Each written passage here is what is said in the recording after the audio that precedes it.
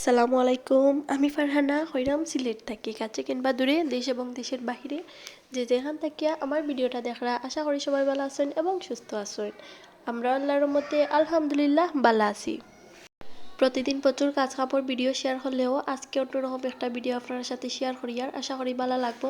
তো যদি ভালো লাগিয়া থাকে তাহলে প্লিজ একটা লাইক দিয়া আমার ভিডিওটি ফুল আজ করবা। তো দেখতে পারা এখানেও আমি খাই করিয়ার রুটিন লাগি, তো এখানে আমি চাউলের গুঁড়ার খামিরটা করি আর তো এর কারণে কিন্তু আমি আগেও চুলাত গরম পানি করিয়া তারপরে চুলাত থাকা অবস্থায়ও আমি চাউলের গুঁড়া দিয়া তো কতক্ষণ আমি ঢাকিয়া রাখিছি যাতে চাউলের গুঁড়া একটু বালা করে ফুটি যায়। তো তারপরে এখানেও আমি নামাইয়া ঠান্ডা করিলি আর এর গুলা রাখিয়া আমি কিন্তু এখানের মাঝে মাংসটা বয়াই দিমু, কারণ সকালকুর টাইম যেহেতু একটু রাতারা করিয়াও সব কিছু করতে হয়। তো এখানে আমি মাংসটা বয়াইয়া তারপরে আবার রুটিগুলা গিয়া বানাই লিমু। আর চাউলের রুটি করতে গেলে কিন্তু খুব বেশি মাখাইতে হইব খাইটা, এর লাগিয়া আমি রাখি দিছি ঠান্ডা হওয়ার লাগে।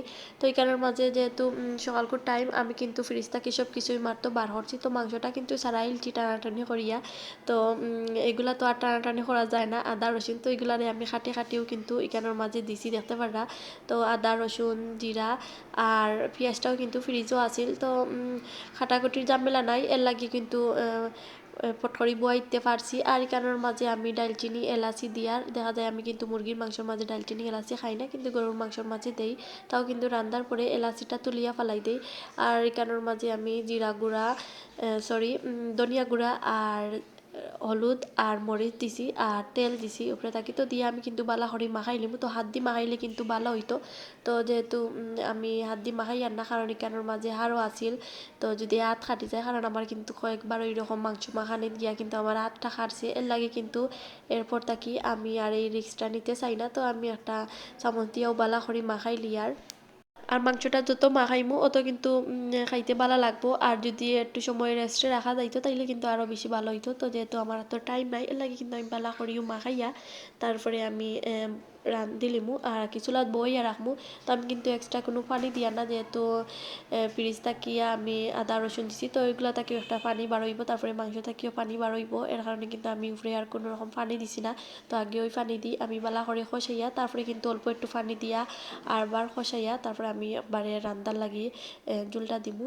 তো এখানেও আমি কিন্তু আর শেয়ার করছি না আপনার সাথে, কারণ দেখা যায় যদি ফুল ভিডিও শেয়ার করা যায় রুটি বানানির, তারপরে রুটি বাজার, তারপরে মাংসর রান্দার, তাইলে কিন্তু অনেকটা দেরি হইব। যেহেতু মাংসর মাঝে সব কিছু কিন্তু এই মুহূর্তে আমি দিলাইছি, এর লাগে শুধু আমি বয়াইয়া এখন খসাইয়া আমি পানি দিয়া কিন্তু মাংসটা নামাই লিমু।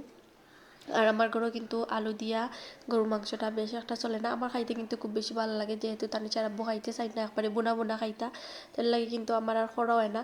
তো এই কারণের মাঝে আমি এখন মাংসটা বয়াই দিমু। তো দিনও কিন্তু রুটি দিয়া তারপরে ওই যে মাংস দিয়া খাইলছি সকালবেলা, আর দুপুরের সময় কিন্তু একটু ভাত বয়াই দিছিলাম, তো ভাত দিয়া রুটি খাইলছি। তো এই কারণে হইলো সন্ধ্যাবেলা তো কয়েকটা আম খাটিয়ার আর আমগুলা না একটু খাঁচা আছে, এর লাগে মিঠাও লাগে আবার টেঙ্গাও লাগে কিয়া খাইতে। তো এই আমগুলো একবারে পুরাপুরি যে সময় পাকি যায় এই সময় কিন্তু খাইতে খুব বেশি ভালো লাগে, আর গরো হয়তো আরও একদিন থাকলে পুরাপুরি পাকি গেল না।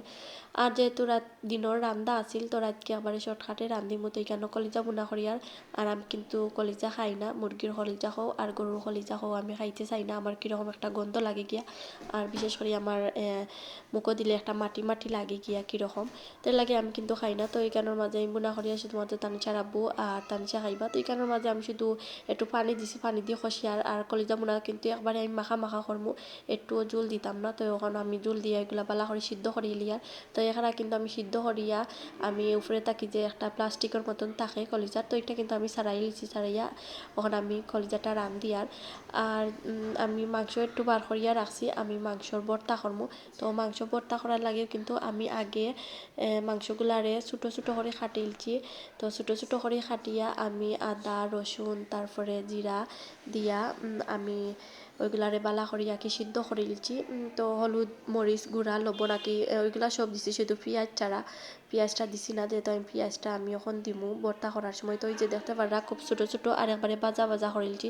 তো আমি সিদ্ধ করার পরে কিন্তু তেল দিছি আর তেল দিয়ে একবারে ভাজা ভাজা করছি। আর এখানে আমি মিঠা তেল দিছি আর কি সরিষার তেল। তো এখানে আবার সরিষার তেল দিয়া আমি কাঁচামরিচ আর এখানের মাঝে পেঁয়াজ তারপরে রসুন আমি ভাজি লিয়া। তো কাঁচামরিচ দিয়ার কারণ কাঁচামরিচ দিলে না ফ্লেভারটা ভালো হইব, এর লাগিয়া আমি কেন শুকনা মরিচ আছে তাও কিন্তু শুকনা মরিচ দিয়ার না।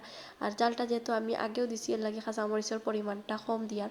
তো এই যে এখানেও কিন্তু আমি মাংসটা কম দিলাই আর আমি ছোটো ছোটো করে দিয়ার আমি কিন্তু একবারে জুড়ি জুড়ি করতাম না মাংসটা, আমি হালকা চেঁচিয়া দিমু যাতে মাংসর ভিতরে ওই যে মশলাটা লাগে কাঁচামরিচ পেঁয়াজর যে মশলাটা একটা লাগে গিয়া ভিতরে দেখতে পারা আমি কিন্তু চেঁচিলছি, আমি একবারে জুড়ো জুড়ো করছি না মাংসগুলা।